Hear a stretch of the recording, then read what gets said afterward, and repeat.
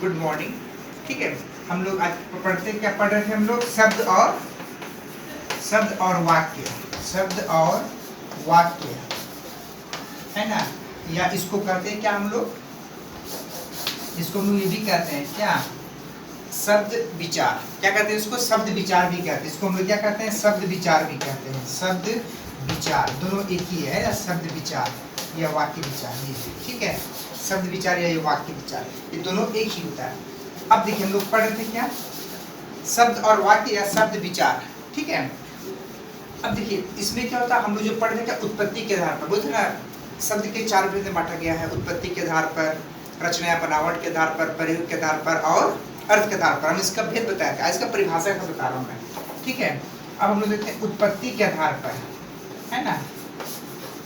उत्पत्ति के आधार पर देखिए, उत्पत्ति के आधार पर शब्द के कितने भेद होते हैं?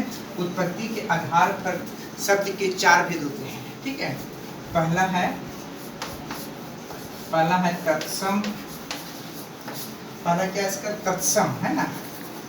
कौन बड़ी तत्सम। दूसरा में है तद्भव।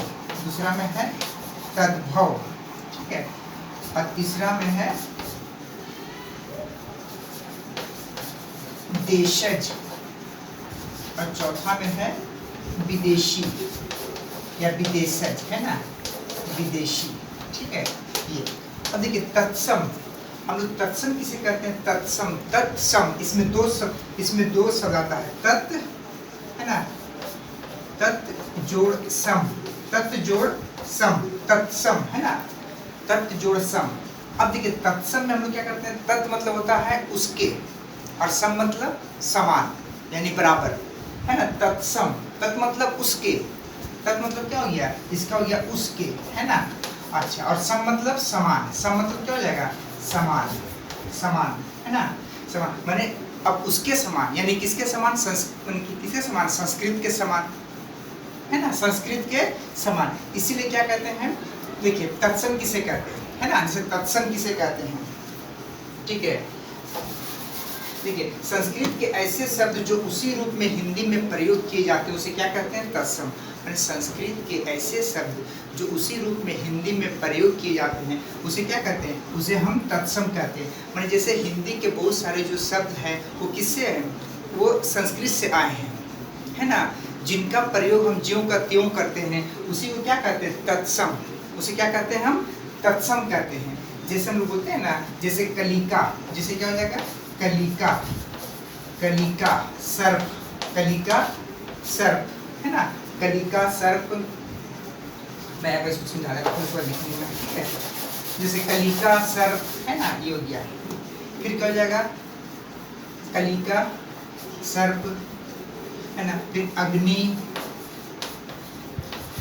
अग्नि, ठीक है, ये हो जाएगा। ये जो क्या हो जाएगा? मैंने संस्कृत के जो हिंदी में क्या बहुत सारे शब्द क्या संस्कृत से आए हैं, है ना। और इसी जिनका प्रयोग क्या होता है? ज्यों का त्यों हम हिंदी में कहते हैं उसे क्या कहते हैं? उसे तत्सम कहते हैं। उसे क्या कहते हैं हम? तत्सम, ठीक है। जैसे कलिका सर्प, अग्नि, है ना। कर्ण, कर्ण मतलब कान, है ना। कर्ण, ये कर्ण, ठीक है। इस तरह से ये क्या हो जाएगा? ये तत्सम शब्द हो गया, ये तत्सम। अब देखिए उसमें तत्सम हो गया कलिका सर्प अग्नि, है ना। सूर्य, ये हो जाएगा सूर्य, ठीक है, ये हो जाएगा सूर्य। ये तत्सम शब्द जो संस्कृत में आता है। अब ख नंबर में क्या हो जाएगा? तद्भव। ख नंबर में क्या हो जाएगा? तद्भव, तद्भव शब्द, है ना। तद्भव, तद्भव किसे कहते हैं? देखिए तद्भव शब्द मतलब तद्भव शब्द किसे कहते हैं? संस्कृत के ऐसे शब्द जिनका प्रयोग हिंदी में, है ना, हिंदी में बदल जाता है। संस्कृत के ऐसे शब्द जिसका प्रयोग हिंदी में बदल जाता है, हिंदी में बदल जाता है। जैसे सर्प क्या हो जाएगा? सांप, सर्प का सांप, अग्नि का आग, अग्नि का क्या हो जाएगा? आग, कर्ण का कान, है ना। सूर्य का सूरज, है ना। जो संस्कृत में ऐसे शब्द जो संस्कृत का हिंदी में बदल जाता है उसे क्या कहते हैं? उसे तद्भव कहते हैं। उसे क्या कहते हैं?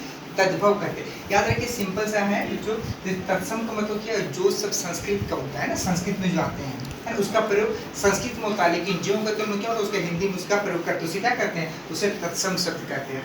तद्भव शब्द क्या हो गया? जिसे 5 कर देता है